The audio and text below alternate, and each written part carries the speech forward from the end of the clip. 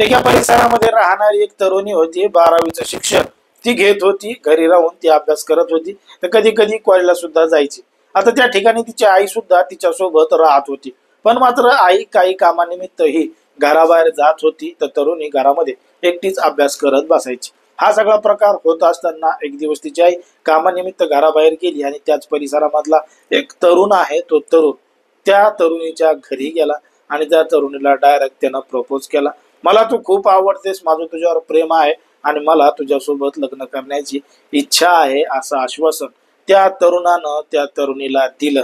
आणि त्या तरुणाने त्याच्यासमोर अगदी काही मनमोकळेपणानं केलं.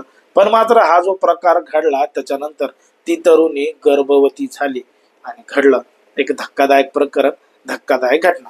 नेमकं काय आहे संपूर्ण प्रकरण, कुठं घडली ही घटना, हे आपण अगदी सविस्तरपणे पाहणार आहोत. पण जर तुम्ही अजूनही आपलं चॅनल सबस्क्राईब केलं नसेल तर लगेच सबस्क्राईब करून घ्या. बाजूला असणाऱ्या बेल नोटिफिकेशनला ऑन करायला सुद्धा विसरू नका. आता ही जी संपूर्ण घटना आहे ती आहे आपल्या महाराष्ट्रातीलच पुण्याच्या विश्रांतवाडी परिसरातील तिला आहे याच पोलीस स्टेशनच्या हद्दीत घडलेली घटना आहे. तारीख आहे 20 मार्च 2024 ची. 20 मार्च 2024 ला तक्रार दाखल झाली आहे त्या आरोपी विरोधात, ज्यानं हे संपूर्ण कृत्य केलंय.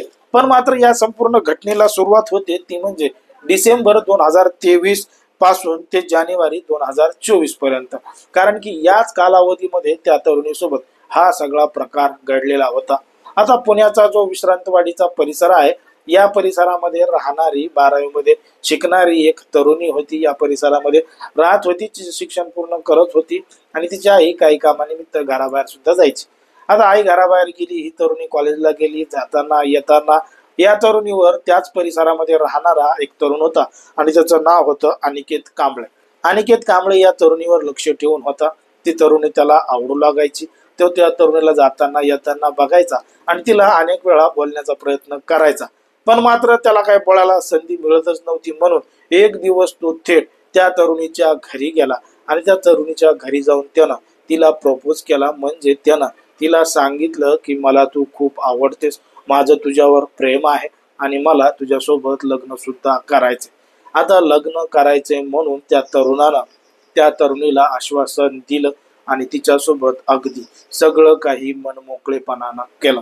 आता जेव्हा जेव्हा त्याला संधी भेटायची, जिथं तिथं कुठं जिथं जिथं संधी भेटेल तिथं तिथं त्या तरुणानं त्या तरुणी बरोबर अशाच पद्धतीनं केलं.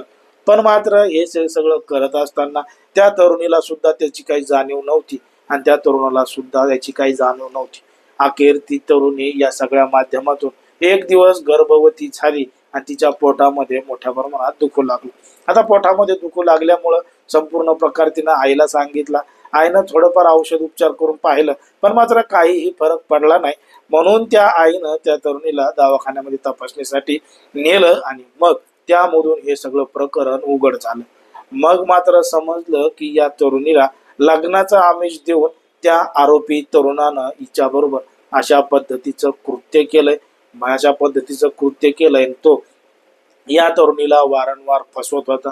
मग पोलिसांनी तात्काळ या संपूर्ण घटनेची गांभीर्यानं दखल घेतली, कारण की मुलीच्या आईनं पोलीस स्टेशनमध्ये तक्रार दाखल केली होती.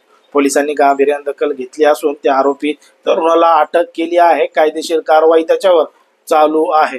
पण मात्र समाजामध्ये, देशामध्ये, राज्यामध्ये कशा पद्धतीनं गुन्हेगारीचं प्रमाण वाढत चाललंय आणि या सगळ्या प्रेम प्रकरणातून, एक्स्ट्रा मॅरिटल अफेअर मधून, लव्ह अफेअर्स मधून कशा पद्धतीनं घटना घडतायत, कशा पद्धतीनं फसवणूक होतीये. कोणी लग्नाचा आमिष देतंय, कोणी पैशाचं देतंय, कोणी नोकरीचं देतंय आणि याच माध्यमातून सगळं काही घडतंय. आता हे संपूर्ण जे प्रकरण घडलंय याच्यावर तुम्हाला काय वाटतं हे अगदी स्पष्टपणे कमेंटमध्ये सांगा. आणि अशाच पद्धतीचे नवनवीन व्हिडिओ पाहण्यासाठी आपल्या चॅनलला लगेच सबस्क्राईब करून घ्या.